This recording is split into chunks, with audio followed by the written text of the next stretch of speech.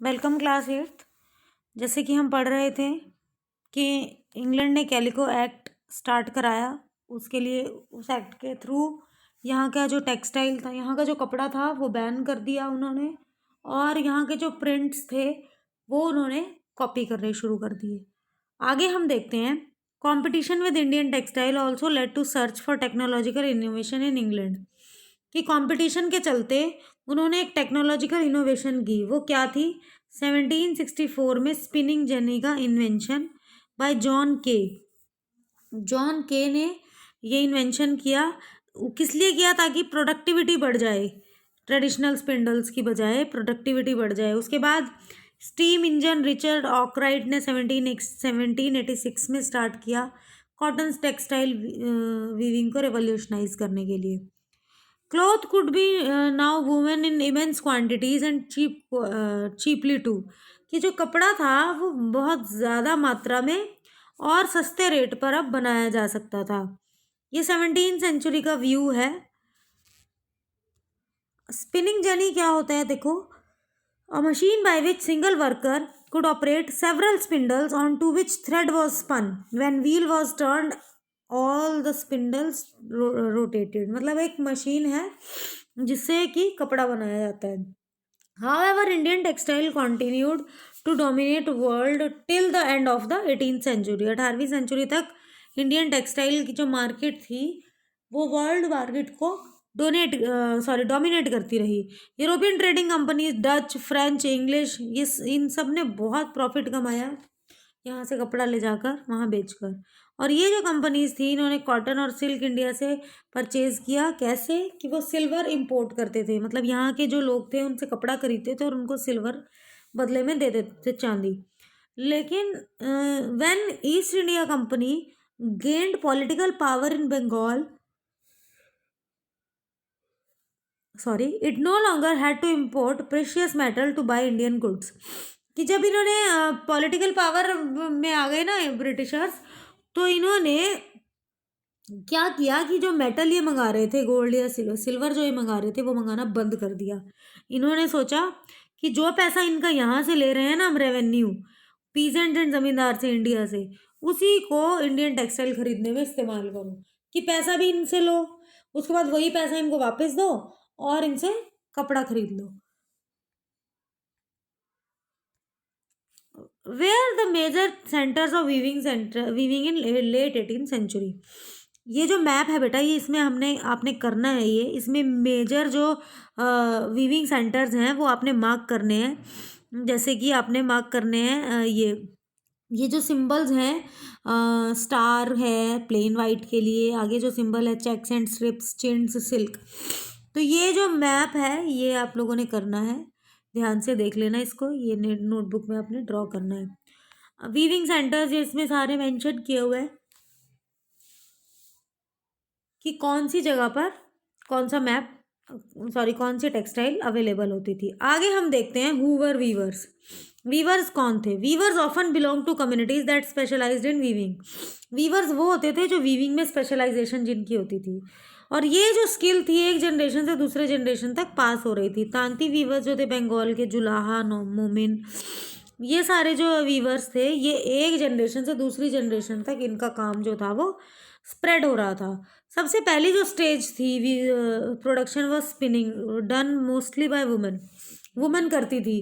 जो चरखा, तकली, ये जो हाउस होल्ड स्पिनिंग इंस्ट्रूमेंट्स होते थे ये तकली पर बनाए जाते थे। स्पिनिंग जब ओवर हुई, thread women, cloth by weaver. In most community task was done by men. ज़्यादातर कम्युनिटीज़ में जो टास्क था वो मेन करते थे। For colour textiles the thread was dyed and by the dyer known as रंगरेज। कपड़ा जो था, धागा जो था वो रंग दिया जाता था, तो अलग अलग कलर के कपड़े बन जाते थे उस कलर्ड धागे से। प्रिंटेड क्लॉथ जो था वो ज़रूरत होती थी स्पेशलिस्ट ब्लॉक प्रिंटर्स एंड चिपीगर्स की ज़रूरत होती थी प्रिंटिंग काम के लिए। हैंडलूम वीवर्स होते थे, उनका ऑक्यूपेशन होता था। बहुत लोगों का लाइवलीहुड इस चीज़ पर चल रहा था। अब ब्रिटिशर्स के आने के बाद इंडियन टेक्सटाइल जो था वो गिरना शुरू हो गया, डिक्लाइन शुरू हो गया। Development of cotton industries in Britain affected textile India in several ways. बहुत तरीक़ों से इंडियन टेक्सटाइल्स को अफेक्ट करना शुरू कर दिया, मतलब असर होना शुरू हो गया। सबसे पहले तो Indian textiles had to compete with British textile in European and American market, कि उनको कम्पीट करना पड़ रहा था। यहाँ हाथों से काम हो रहा था, वहाँ मशीन्स लग चुकी थी।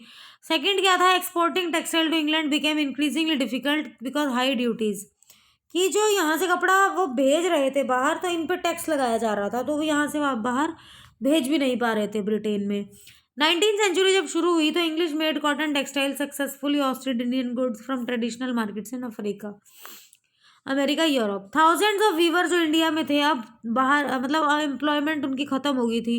बंगाल वीवर्स बुरी तरह से उनको असर हुआ, क्योंकि वहाँ मशीन्स थी, उससे कपड़ा बन रहा था। कंपनीज जो थी यूरोपियन कंपनीज, उन्होंने बंद कर दिया इंडियन कपड़े को खरीदना, तो जो एडवांस उनको मिलते थे वो भी नहीं मिल रहे थे जो यहाँ के वीवर्स थे। इससे क्या हुआ, वो डिस्ट्रेस्ड हो गए और उन्होंने गवर्नमेंट को हेल्प के लिए पिटिशंस लिखनी शुरू की कि हम भूखे मर जाएंगे अगर हमारा ये काम बंद हो गया तो। But worse was still to come, मतलब इससे बुरा होना भी बाकी था। 1830s में ब्रिटिश कॉटन जो था वो इंडियन मार्केट में फ्लड हो गया, कि जो उन्होंने ब्रिटिशर जो फैक्ट्रीज में कपड़ा बना रहे थे वो कपड़ा उन्होंने यहाँ लाकर भर दिया, मतलब बहुत ज़्यादा सस्ते रेट पे यहाँ पे वो कपड़ा मिलने लगा। इससे क्या हुआ, स्पेशलिस्ट वीवर्स, स्पिनर्स, सबका काम ठप हो गया।